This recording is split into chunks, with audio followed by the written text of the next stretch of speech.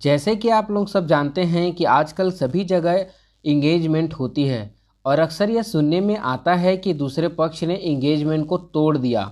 बाद में दूसरे पक्ष को बहुत ही ज़्यादा टॉर्चर किया जाता है या किसी इलीगल अमाउंट की मांग की जाती है।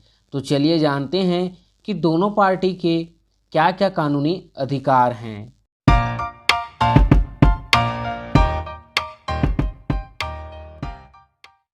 आप मुझसे जुड़ना चाहते हैं, कुछ सवाल पूछना चाहते हैं तो नीचे कमेंट में आपको मैंने व्हाट्सअप का लिंक दे दिया है, जिससे आप हमारे चैनल को ज्वाइन कर सकते हैं और कोई भी अगर आपका सवाल होगा तो वहाँ पूछ सकते हैं। यह बात सभी को पता है कि इंगेजमेंट में दो पक्ष होते हैं, एक तो होता है लड़की पक्ष और दूसरा होता है लड़का पक्ष। मान लेते हैं कि किसी एक पक्ष ने इंगेजमेंट तोड़ दिया है, इसमें कोई भी पक्ष इंगेजमेंट को तोड़ सकती है। लड़के वाले ने अगर इंगेजमेंट तोड़ दी है तो लड़की वाले क्या कर सकते हैं? तो लड़की वाले इंगेजमेंट में लगने वाले सारे खर्चों को लड़के वालों से वसूल सकते हैं या रिकवर कर सकते हैं। वो कह सकते हैं कि हमारा इतना पैसा इस चीज़ में खर्चा हो गया है, इसे आप लोग दे दीजिए। लेकिन जब लड़कों के द्वारा नहीं दिया जाता है तो लड़की पक्ष कोर्ट का केस कर सकती है। आपको बता दें कि यह एक सिविल सूट का मामला है, सिविल केस है और आप इसमें अपना खर्चा वसूल सकते हैं, लेकिन इस पर सज़ा नहीं दिला सकते क्योंकि यह एक सिविल मामला है, क्रिमिनल नहीं है। तो ऐसे मामले में लड़की वाले कहेंगे कि हमारा इतना खर्च हुआ है, लेकिन उसे उस खर्चे का सही ब्यौरा देना होगा, जैसे कि पेमेंट स्लिप देनी होगी या कोई गवाह देना पड़ेगा या बिल वगैरह पेश करना पड़ेगा। किसी प्रकार का झूठा मुकदमा दायर नहीं कर सकती है या किसी बड़े अमाउंट की मांग नहीं कर सकती। अब बात आता है कि अगर लड़की पक्ष ने इंगेजमेंट तोड़ा है तब क्या होगा। मामला चाहे कोई भी हो, किसी कारण से एंगेजमेंट तोड़ा गया हो, चाहे लड़के का किसी से अफेयर रहा हो या किसी प्रकार से भी कोई बात रही होगी, सभी मामलों में लड़के वाले को जितना भी खर्च हुआ है उसे लड़की पक्ष को देना ही पड़ता है।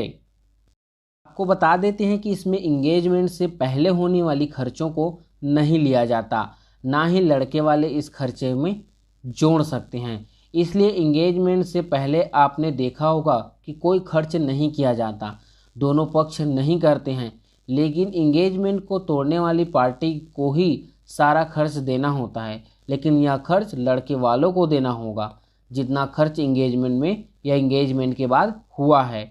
यह एक धोखाधड़ी का मामला है जिसे आईपीसी 420 के तहत केस भी किया जा सकता है।